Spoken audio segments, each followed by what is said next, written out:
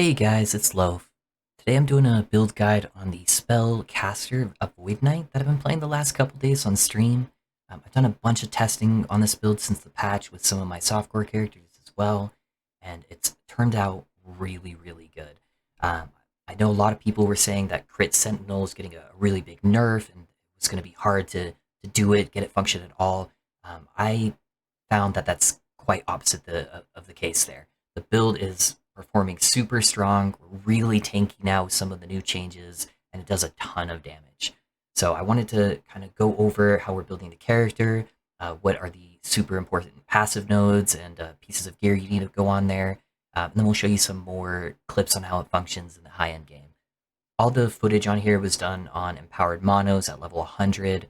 We even have a funny clip at the end of the video where I went AFK during a level 100 shade boss and ended up killing him anyways, just with our autocast turned on. So let's get right into it here. As far as the passives, what we end up taking on the base Sentinel class is you want to grab the Fearless points, all 8 of them for the Vitality.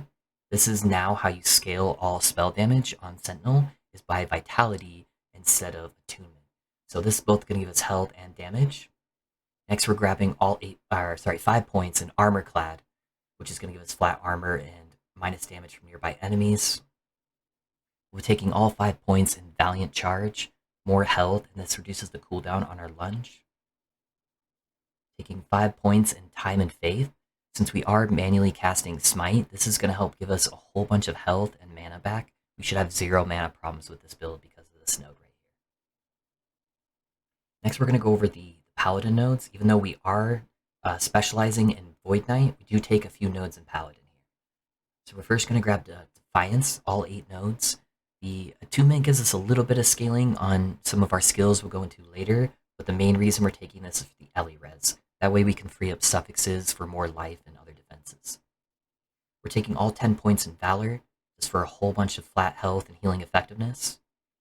And then last, we're going to take the 7 nodes in Holy Symbol for more of that health and necrotic res again, so we can focus our suffixes elsewhere. Alright, now on the Void Knight, we're taking all 10 points in Abyssal Endurance. It's going to help us cap out our reses and also get more flat health there. This node right here is really key and important. So Temporal Corruption actually converts the damage on Smite and turns it into Void damage, which is how we scaled pretty much all of our damage with this build. Everything's going to be Void. So that's really big, and it also gives us just flat Void damage on there as well.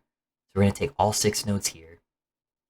A huge part of our defenses is coming from World Eater, so it gives us 6% Void Leech. This node did get nerfed. I believe it was 8% last patch, but even with the nerf, this is more than enough, as I'll show in that AFK boss kill there later on. We're going to grab the 1 point Void Corruption. This will give us crit multi for every point in the Void Knight tree, so it's giving us 65% crit multi.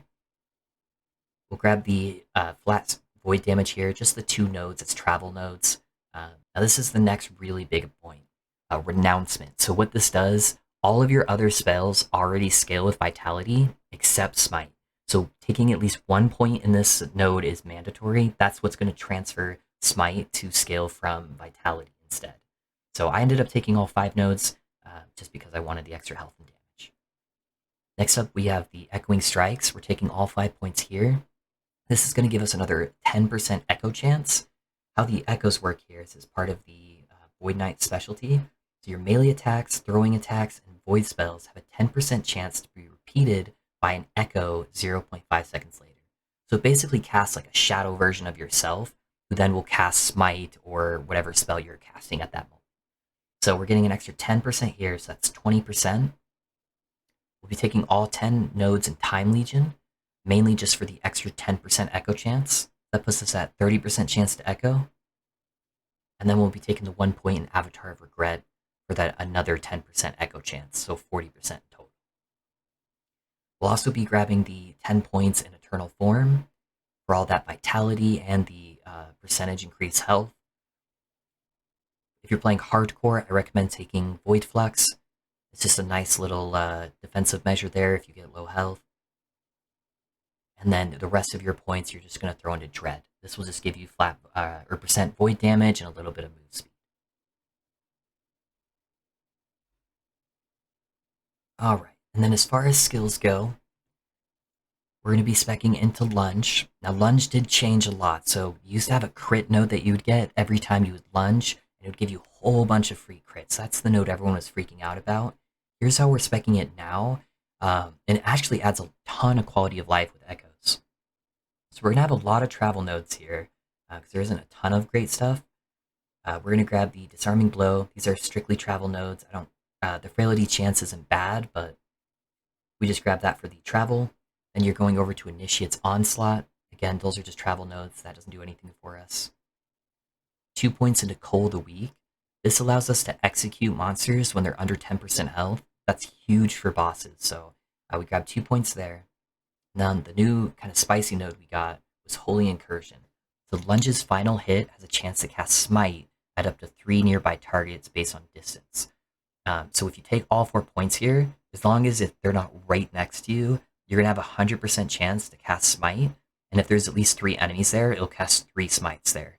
So this makes clearing through echoes buttery smooth. You immediately one-shot all of the small guys whenever you use a Lunge there, and it helps nuke down the big elites really quick as well. After that, we're grabbing the Reckless Skirmish, 2 points in here. So this will make it, if Lunge does get a kill on one of the small guys, it's going to give us Frenzy, which grants us 20% cast speed. Cast speed is super important on this build. Then this last node over here, Voidbringer, this converts all of Lunge's damage into Void.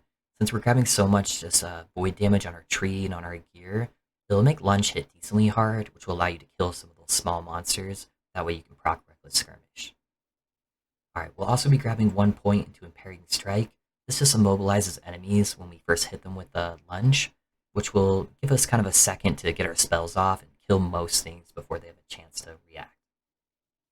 Grabbing Dawn Charge, that'll let us regain some health when we're using Lunge. These are all just travel points here, 4 points in Juggernaut Dash. It gives us block chance while lunging, but that doesn't actually matter with the next point. After this, we'll grab Unstoppable, which makes us invulnerable while lunging. Next up, we have Smite. Now, for the Smite tree, the big difference is you used to always go down here for Righteous Flurry, because it used to give you up to 50% increased cast speed if you've used Smite recently. They nerfed this a ton, and now it only grants you 20% cast speed. And there's a bunch of travel nodes you have to get to that don't do anything for the build whatsoever. So I don't think it's worth going down this route anymore. Instead, what I ended up doing is I'm grabbing this new node here that gives you double cast chance, 36%. So Pillars of Light, I take all 3 points in there.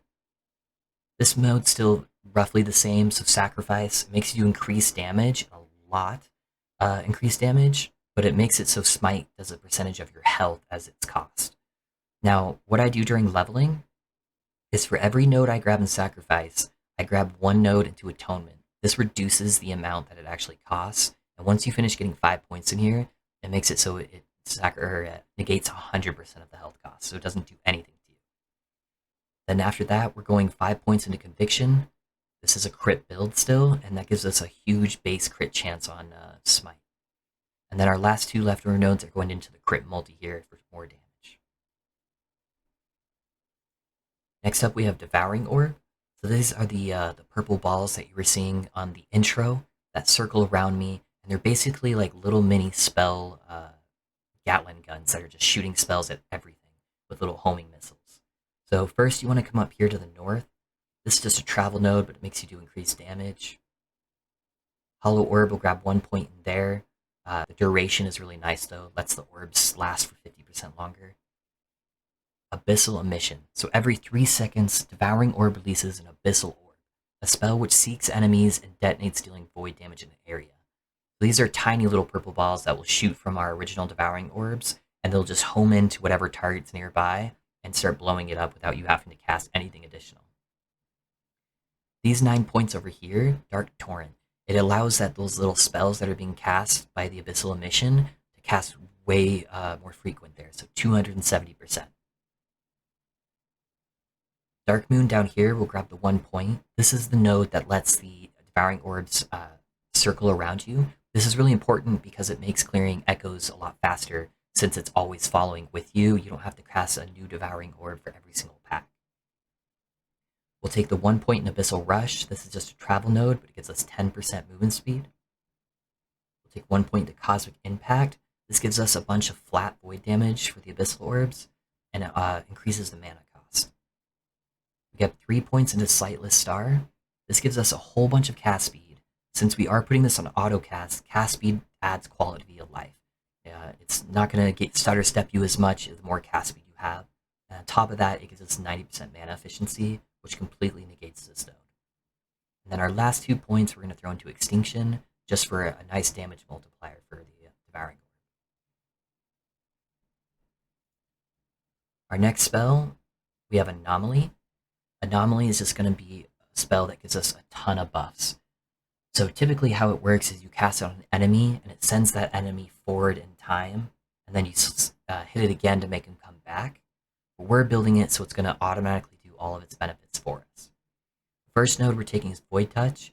Enemies hit by Anomaly are afflicted with Time Rot when they return. That's more of a travel node than anything. Grabbing Immediacy. So instead of sending the monster forward in time and them disappearing for a few seconds, this makes all of the effects that happen from that happen immediately. So that way we're not pulling monsters off our screen that we want to kill. Our next point is Time Bubble. This is the purple dome that you saw around my character during the intro. So it makes enemies that go into that dome take increased void damage. We're going to grab 4 points in Temporal Mastery. This makes that dome last much longer. We're going to grab Lingering Memory.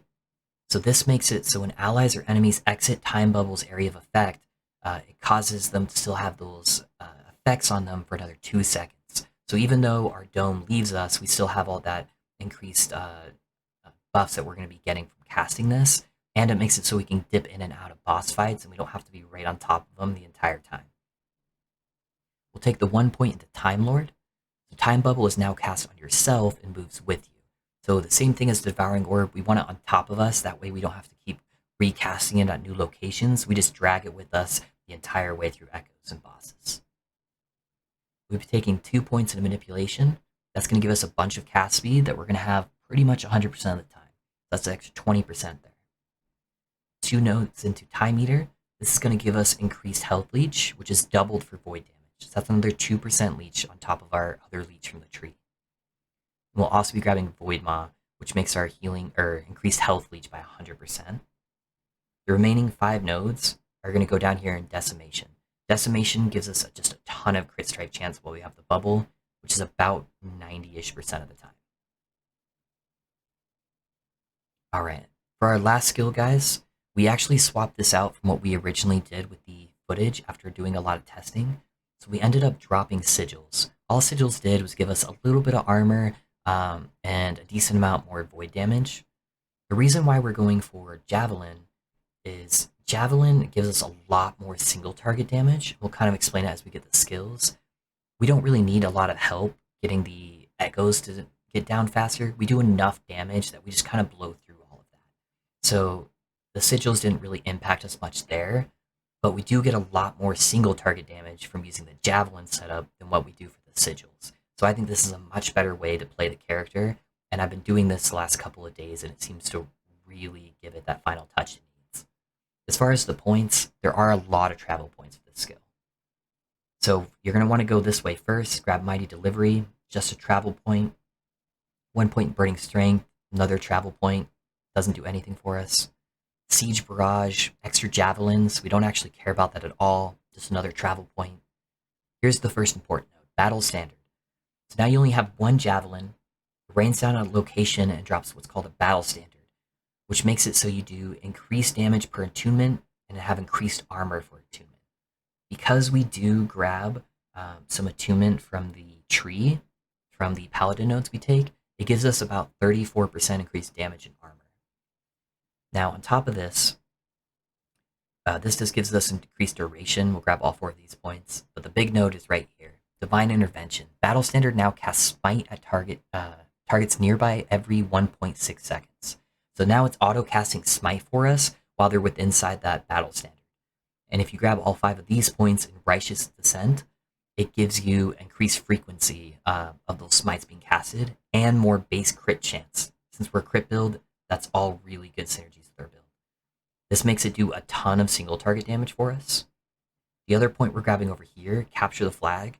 If an enemy walks over the battle standard, it captures it and carries the flag until it expires.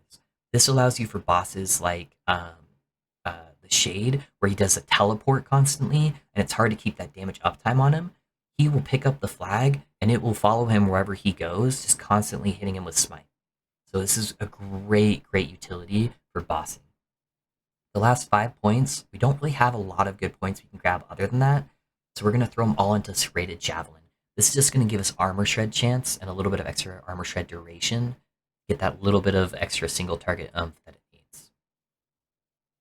Alrighty guys, so on the last part here, I'm just going to quickly hover over each piece of gear so you can kind of see what would be the best in slot stats, in my opinion, for the gear. The main thing that we're stacking here is just Vitality everywhere we can get it, and getting as much health as possible. By the time we finish doing all our gearing, we're fully capped on all the reses. We have 100% crit avoid. We even happen to cap out poison res, which does a lot more damage with the newer content in the game.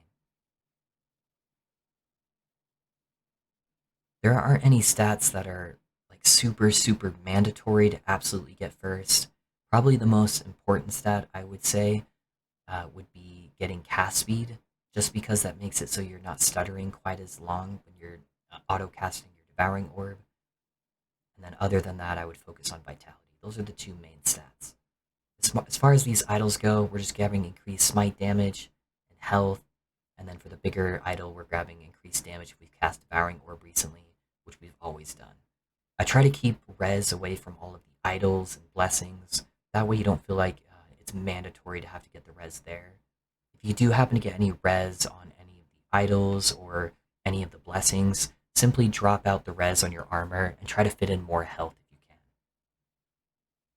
Alrighty guys, so that was the full build there. I will have a build planner in the description below, so if you want to reference anything or look through the gear I have or the passives I've chosen, that'll be a good place to do that. I'll also include my loot filter. Now, my loot filters, just as a heads up, are very strict. They're typically made for endgame. I only want to see gear that's almost perfectly rolled that I have to make minor adjustments to. I try to avoid picking up loot as much as possible, so keep that in mind if you are going to use the planner. Other than that, guys, after this I'm going to play some more clips, and at the very end of the video I will include the AFK level 100 shade kill that I got on this build. And I hope you guys have a great rest of your night. If you can leave a like and a subscribe on the video, it would help me out a ton, as I'm still just starting my YouTube journey. And feel free to check me out when I make these builds live on Twitch at twitch.tv/pinchingloaf. Thanks, guys.